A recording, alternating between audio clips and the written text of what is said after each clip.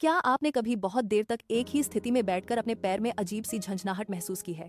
यह सुई चुभने जैसा एहसास है जो आपके अंग को अस्थायी रूप से सुन्न और प्रतिक्रियाहीन बना देता है। यह क्यों होता है, ये समझने के लिए हमें शरीर की प्रत्येक कोशिका की बुनियादी जरूरतों को देखना होगा। ऊर्जा उत्पन्न करने और जीवित रहने के लिए प्रत्येक कोशिका को ऑक्सीजन की निरंतर आपूर्ति की आवश्यकता होती है। यह ऑक्सीजन रक्त वाहिकाओं के एक जटिल शाखाओं वाले नेटवर्क के माध्यम से आपके पूरे शरीर में पहुंचाते हैं। जब आप लंबे समय तक एक ही स्थिति में बैठे रहते हैं तो आप शारीरिक रूप से इन रक्त वाहिकाओं को दबा देते हैं। यह दबाव बगीचे की नली में पड़ी गांठ की तरह काम करता है जो प्रभावित अंग में रक्त के प्रवाह को बाधित करता है। जैसे जैसे रक्त प्रवाह धीमा होता है, आपके सेल्स तक ऑक्सीजन और महत्वपूर्ण पोषक तत्वों की आपूर्ति कम होने लगती है। लेकिन केवल रक्त वाहिकाएं ही नहीं, उस क्षेत्र की पेरिफेरल नर्व्स भी कसकर दब जाती हैं। ये नसें आपके अंगों और आपके मस्तिष्क के बीच लगातार विद्युत संकेत ले जाने के लिए जिम्मेदार होती है। जब इसे दबाया जाता है तो यह महत्वपूर्ण संचार लाइन बाधित हो जाती है, जिससे सिग्नल का प्रसारण रुक जाता है। आपका नर्वस सिस्टम इस व्यवधान का पता लगाता है और इसे ऑक्सीजन की कमी के रूप में व्याख्या करता है। यह आपके शरीर का एक तरीका है अलार्म भेजने का, जो आपको बताता है कि अंग को तत्काल गति की आवश्यकता है।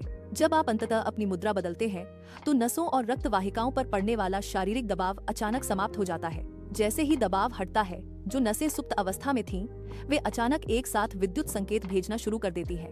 आपका मस्तिष्क इन अनियमित तीव्र संकेतों को प्राप्त करता है, जिसे वह उस तीखी चुभन वाली संवेदना के रूप में व्याख्या करता है। जैसे ही रक्त परिसंचरण जल्दी से सामान्य हो जाता है, सेल्स को ऑक्सीजन की आपूर्ति बहाल हो जाती है, ऑक्सीजन का स्तर स्थिर हो जाता है, तो झुनझुनी की अनुभूति गायब हो जाती है और आपका अंग सामान्य कार्य करने लगता है। हालांकि खराब मुद्रा के कारण कभी कभार सुन्नता होना पूरी तरह से सामान्य है, लेकिन बार बार होने वाली झुनझुनी पर अधिक ध्यान देने की आवश्यकता है। बिना किसी स्पष्ट दबाव के लगातार सुन्नता अंतर्निहित नर्व कमजोरी या वात असंतुलन का संकेत हो सकती है।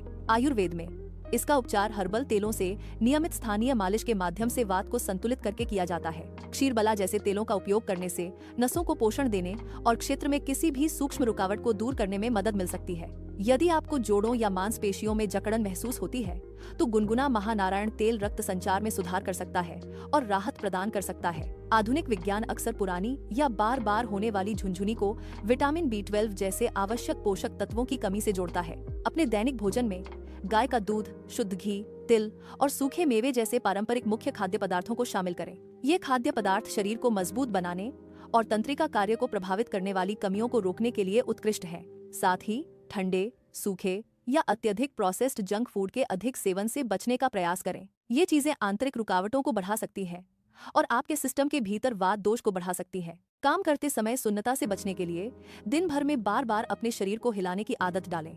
बैठते समय अपने टखनों, उंगलियों और घुटनों को धीरे धीरे घड़ी की दिशा और घड़ी की विपरीत दिशा में घुमाएं। ये छोटी सरल गतिविधियां रक्त प्रवाह को बनाए रखने और आपकी नसों को दबने से रोकने में मदद करती हैं। अनुलोम विलोम प्राणायाम जैसे श्वास संबंधी व्यायामों को शामिल करना भी दीर्घकालिक रूप से महत्वपूर्ण लाभ प्रदान कर सकता है। पूरे शरीर में ऑक्सीजन का बेहतर प्रवाह आपकी नसों को हर दिन स्वस्थ, सक्रिय और अच्छी तरह से पोषित रखता है। अपनी मुद्रा और आहार के प्रति जागरूक रहकर आप आसानी से अपनी नसों को स्वस्थ और दर्द मुक्त रख सकते हैं।